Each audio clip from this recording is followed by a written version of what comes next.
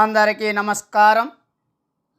ఇంతకు ముందు తరగతిలో 10వ తరగతి నూతన పాఠ్యపుస్తకం తెలుగు పరిమళం నుండి మొదటి పాఠం ప్రత్యక్ష దైవాలు ప్రశ్న జవాబులు 2 భాగాలుగా చెప్పుకున్నాము కదా.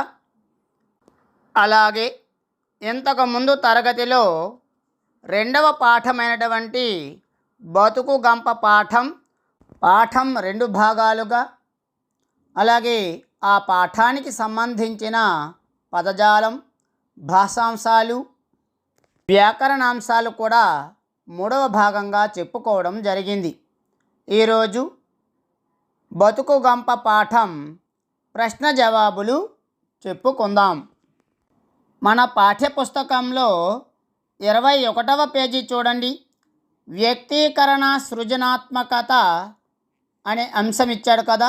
అందులో చూడండి, కింది ప్రశ్నలకు 4-5 వాక్యాలలో సమాధానాలు రాయండి. మొదటి ప్రశ్న, ఎల్లమ్మ జీవనం కోసం ఏ వృత్తిని అనుసరించింది? ఎల్లమ్మ జీవనం కోసం ఏ వృత్తిని అనుసరించింది? జవాబు, ఎల్లమ్మను తన భర్త పట్టించుకోలేదు. కుటుంబ భారమంతా ఆమెపై పడింది. కడుపుతో ఉన్నందువలన కూలి పనికి వెళ్ళడం కష్టం. వాళ్ళ ఇరుగు పొరుగు వారు చాలామంది పళ్ళు అమ్ముకునే జీవించేవారు. అందుకే పండ్ల వ్యాపారం ప్రారంభించింది ఎల్లమ్మ. రెండవ ప్రశ్న, రచయిత్రి ఎల్లమ్మలో గుర్తించిన గొప్ప లక్షణాలు ఏవి? రచయిత్రి ఎల్లమ్మలో గుర్తించిన గొప్ప లక్షణాలు ఏవి?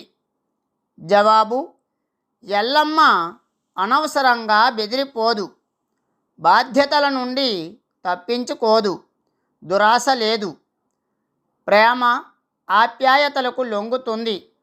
తనకు తెలుసున్న మహిళలందరికంటే ఎల్లమ్మ గొప్పదని రచయిత్రి భావించింది. అంత గొప్ప లక్షణాలు కలది ఎల్లమ్మ. మూడవ ప్రశ్న, బాల్య వివాహాల వలన నష్టాలు తెలపండి. జవాబు, బాల్య వివాహాల వలన అన్నీ నష్టాలే. చదువు దెబ్బతింటుంది, అనవసరమైన బాధ్యతలు నెత్తి మీద పడతాయి, అభివృద్ధి ఉండదు. శక్తికి మించిన చాకిరీ వలన ఆరోగ్యం దెబ్బతింటుంది, ఆర్థికపరమైన ఇబ్బందులు ఏర్పడతాయి, తెలివితేటలు కూడా వృద్ధి చెందవు. పిల్లలు కూడా పుడితే ఇంకా చెప్పనక్కరలేదు. ఆరోగ్యం పూర్తిగా దెబ్బతింటుంది. చట్ట ప్రకారం కూడా బాల్య వివాహం నేరం. బాల్య వివాహం చేసిన తల్లిదండ్రులను, బంధువులను, చేయించిన పురోహితుని కూడా అరెస్టు చేస్తారు. కఠిన కారాగార జైలు శిక్షను విధిస్తారు. అంత ప్రమాదకరమైంది బాల్య వివాహం. చూడండి, కింది ప్రశ్నలకు 8 నుండి 10 వాక్యాలలో సమాధానాలు రాయండి. ఇవి వ్యాసరూప ప్రశ్నలు. కింది ప్రశ్నలకు 8 నుండి 10 వాక్యాలలో సమాధానాలు రాయండి. 1వ ప్రశ్న, బతుకు గంప పాఠ్యభాగ సారాంశాన్ని సంక్షిప్తంగా సొంత మాటల్లో రాయండి. బతుకు గంప పాఠ్యభాగ సారాంశాన్ని సంక్షిప్తంగా సొంత మాటల్లో రాయండి. సారాంశం బాగా చదివారనుకోండి, పాఠానికి సంబంధించిన ఏ ప్రశ్నకైనా సమాధానం సులభంగా రాయడానికి వీలవుతుంది. జవాబు చూడండి, రచయిత్రికి ఎల్లమ్మ గుర్తుకొచ్చింది. ఆమెకు ఏ పని చేయాలని కూడా అనిపించలేదు. రచయిత్రికి 4 ఏళ్ల క్రితం పండ్లమ్మే ఎల్లమ్మ పరిచయమైంది. ఆ పరిచయం క్రమేణా బలపడింది. 10 రోజులు అయింది. ఆమెకు ఎల్లమ్మ కనిపించి చాలా రోజులయ్యింది. అంతలో ఎల్లమ్మ రానే వచ్చింది. బాగా నీరసంగా ఉంది. ఆమె బాగా ఏడ్చినట్లుంది. ఎల్లమ్మ ఏడుస్తూ ఉంది. రచయిత్రి కాఫీ ఇచ్చింది. కాఫీ త్రాగి ఎల్లమ్మ స్థిమిత పడింది. తన భర్తకు యాక్సిడెంట్ అయినట్లు చెప్పింది. హైదరాబాదులో టిప్పర్ లారీని గుద్దితే తన భర్తకు కాలు విరిగిందని చెప్పింది. అతను ఆసుపత్రిలో ఉన్నారని చెప్పింది. తనకు తెలిసిన వాళ్లను కలవడానికి వచ్చానంది. తన దగ్గర ఉన్న 10,000 రూపాయలు తీసుకువెళ్ళడానికి వచ్చానంది. తన తండ్రికి 14 మంది సంతానమంది. వాళ్లకు పెళ్లి సంబంధం మాటలలో తనకు 6 ఏళ్లకే పెళ్లి చేశారని ఎల్లమ్మ చెప్పింది. ఆమె భర్త సంసారం పట్టించుకోలేదు అంది. అత్తగారిని కూడా సాకడానికి పళ్ళు అమ్మాలని నిర్ణయించుకుంది. ఏనాడు రచయిత్రికి తన బాధలు చెప్పుకోలేదు ఎల్లమ్మ. ఏటి వరదలో కొట్టుకొని వచ్చిన అనాథ బిడ్డను ఎల్లమ్మ అక్కున చేర్చుకుంది. అతనికి సాయిలు అని పేరు పెట్టి చదివించింది. ఆయన కండక్టర్ అయ్యాడు. ఎవరైనా ఏదైనా తినే సరుకు ఇచ్చిన కొంగున మూట పట్టుకొని వెళ్ళి పిల్లలకు పెడుతుంది ఎల్లమ్మ. తను ఏనాడు శ్రమ అనుకోదు ఎల్లమ్మ. తన చుట్టూ ఉన్న ఎంతోమంది స్త్రీల కంటే ఎల్లమ్మ గొప్పదని రచయిత్రి నిర్ణయించుకుంది. రెండవ ప్రశ్న, పాఠం ఆధారంగా ఎల్లమ్మ వ్యక్తిత్వాన్ని విశ్లేషించండి. పాఠం ఆధారంగా ఎల్లమ్మ వ్యక్తిత్వాన్ని విశ్లేషించండి. జవాబు: ఎల్లమ్మ ఉన్నత వ్యక్తిత్వం ఉన్న మనిషి, దురాశ లేని మనిషి కనుకనే రచయిత్రి ఇంట్లో పనిచేసినప్పుడు డబ్బు వద్దంది. రచయిత్రి యొక్క ఆప్యాయతను మాత్రమే కోరుకుంది ఎల్లమ్మ. తన భర్త సంసారాన్ని పట్టించుకోకపోయినా కుటుంబ భారాన్ని భుజానికి ఎత్తుకున్న ధీర వనిత ఎల్లమ్మ. పండ్లమ్మి కుటుంబాన్ని పోషించిన దక్షత గల స్త్రీ ఎల్లమ్మ. అనాథ బిడ్డను అక్కున చేర్చుకొని తన బిడ్డలతో సమానంగా పెంచి విద్యాబుద్ధులు చెప్పించి తీర్చిదిద్దిన సామాజిక బాధ్యత గల స్త్రీ ఎల్లమ్మ. తన భర్త కాలు విరిగినా బెదరలేదు. ఆసుపత్రి ఖర్చులకు 10,000 రూపాయలు తీసుకొని వెళ్ళడానికి ఎల్లమ్మ తన గ్రామం వచ్చింది. తనకు ఎంత కష్టం వచ్చినా పెదవి విప్పి ఏనాడు ఎవరికి ఏమీ చెప్పకుండా గుట్టుగా తృప్తిగా బ్రతుకు వెళ్ళదీసే ఎల్లమ్మ అంటే రచయిత్రికి కూడా చాలా ఇష్టం. తన ఇరుగు పొరుగు మహిళలంతా ఎంత డబ్బు ఉన్నవారైనా ఏదో లోటు ఉన్నట్లు ఎప్పుడూ బాధగానే మాట్లాడేవారు. కానీ ఎల్లమ్మలో ఉన్న తృప్తి వారిలో లేదు. అందుకే చాలామంది కంటే ఎల్లమ్మ గొప్ప వ్యక్తిత్వం గల స్త్రీ. మూడవ ప్రశ్న, ఎల్లమ్మకు రచయిత్రికి గల అనుబంధం గురించి రాయండి. ఎల్లమ్మకు రచయిత్రికి గల అనుబంధం గురించి రాయండి. జవాబు: ఎల్లమ్మది రచయిత్రిది ఆత్మీయ బంధం. ఆమెను ఎప్పుడూ ఒక పండ్లమ్మే మనిషిలా చూడలేదు.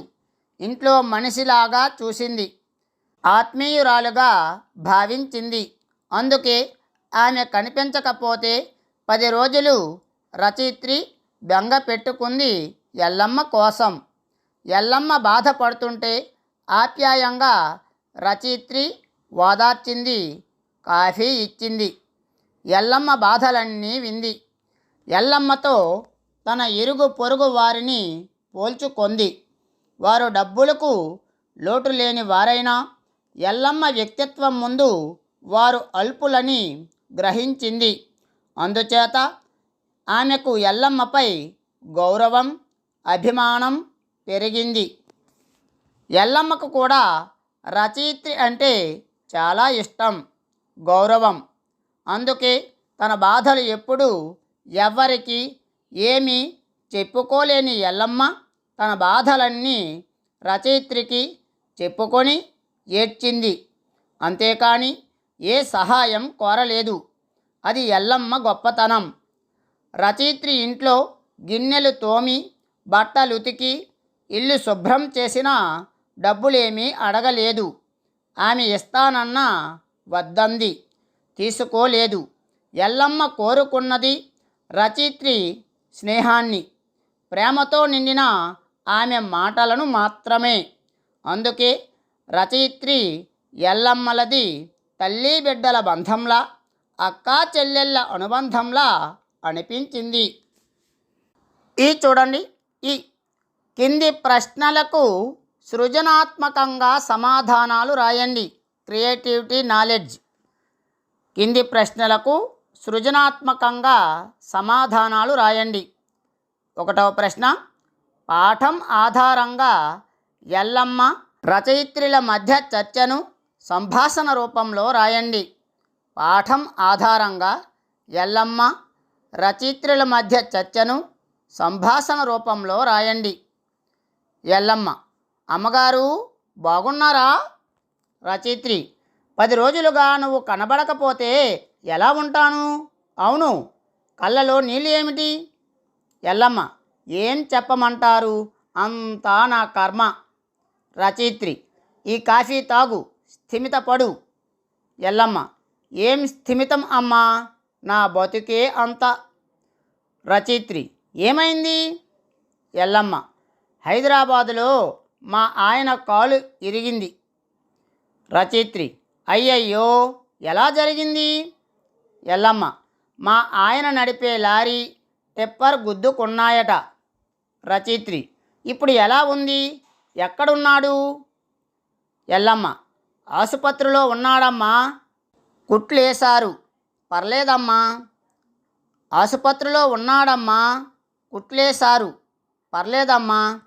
రచయిత్రి: మరి నువ్వు ఇలా వచ్చావేం, డబ్బులు ఏమైనా కావాలా? ఎల్లమ్మ: అబ్బే వద్దమ్మా, బ్యాంకులో 10,000 ఉన్నాయి, అవి చాలు. ఓసారి మిమ్మల్ని అందరినీ చూద్దామని వచ్చాను. రచయిత్రి: ఈరోజు ఉంటావా?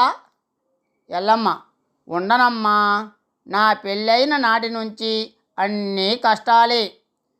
రచయిత్రి: కష్టాలలోనే ధైర్యంగా ఉండాలి. ఎల్లమ్మ: ఆ ధైర్యమే నాకు తోడు, మరి వస్తానమ్మా. రచయిత్రి: జాగ్రత్త, ఏ అవసరం ఉన్నా నన్ను అడుగు. ఎల్లమ్మ: నాకు అందరి అభిమానం చాలమ్మా, వస్తాను మరి. 2వ ప్రశ్న, కష్టాలకు కుంగిపోకుండా ధైర్యంగా మెలగాలని తెలియజేస్తూ మీ మిత్రునికి లేఖ రాయండి. కష్టాలకు కుంగిపోకుండా ధైర్యంగా మెలగాలని తెలియజేస్తూ మీ మిత్రునికి లేఖ రాయండి. లేఖ రాసినప్పుడు ఏ ఊరు నుండి రాస్తున్నారో ఆ ఊరి పేరు మొట్టమొదట రాయాలి. రాసి కామా పెట్టాలి. తరువాత ఏ తేదీ రాస్తున్నారో ఆ తేదీ వేసి ఫుల్ స్టాప్ పెట్టాలి.